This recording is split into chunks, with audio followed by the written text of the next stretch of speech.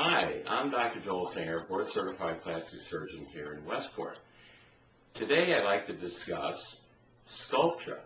Now Sculptra, I've been using it for over 3 years, but now it's just recently been introduced for cosmetic use.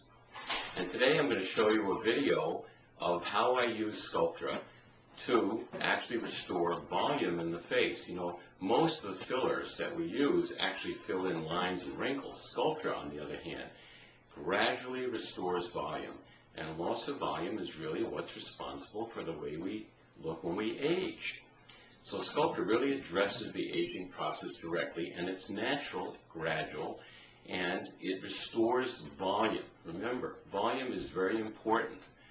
So, right after this little talk, you're going to see a demonstration.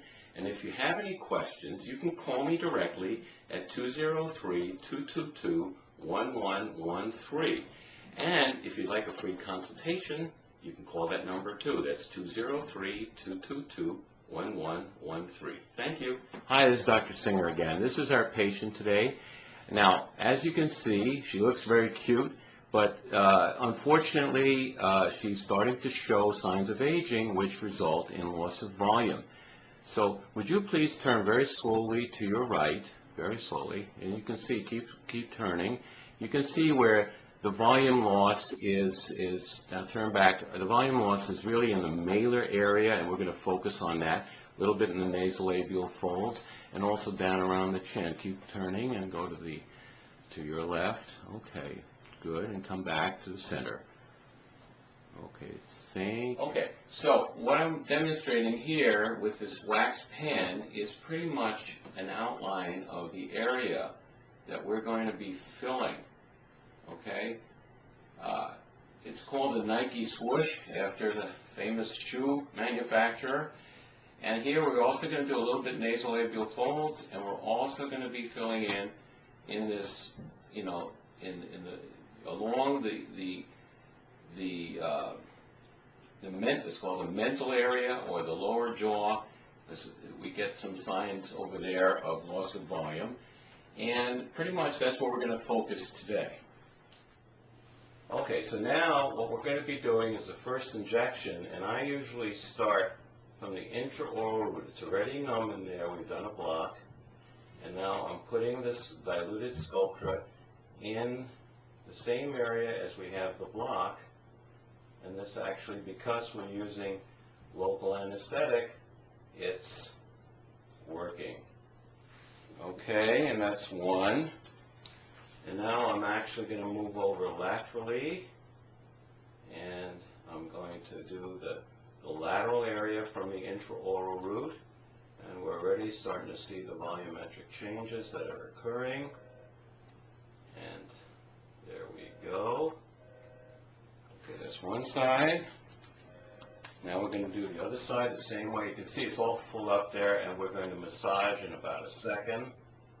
And here we're doing the same thing on the other side. And this has lidocaine in it, so this is actually improving the numbness as we go along. And here we go, laterally again, in the lateral area of the zygomatic arch from the intraoral root. Okay, so now we've done that. We're now going to do some massage. That's all the intraoral we're going to do on this part. You see this little bump here? This is in the zygoma area. We're going to massage that out. Okay. And there we go. Okay. Now you still see there's a hollowing right in here. We're going to try to fill that hollowing in from the external root, so we're going to do one injection from here. Pick a spot where there's the least likelihood of any blood vessels, so we don't get any bleeding or bruising. And this should be pretty numb by now. And we're going to go right out here into the lateral area, right underneath the zygomatic arch. And we're going to just retrograde, fill this area in, sort of a threading motion.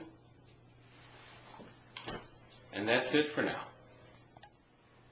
Okay, we're doing the same thing on her right side. We're going externally because I want to fill in the Nike swoosh area.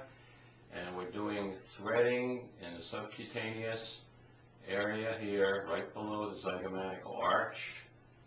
And we're using 1 cc, very carefully, going deep, making sure it stays deep throughout the entire process.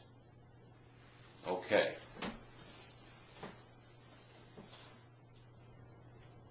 Okay, so now we've already finished injecting. You can already see that the volumetric change in the cheek and the malar area has already occurred.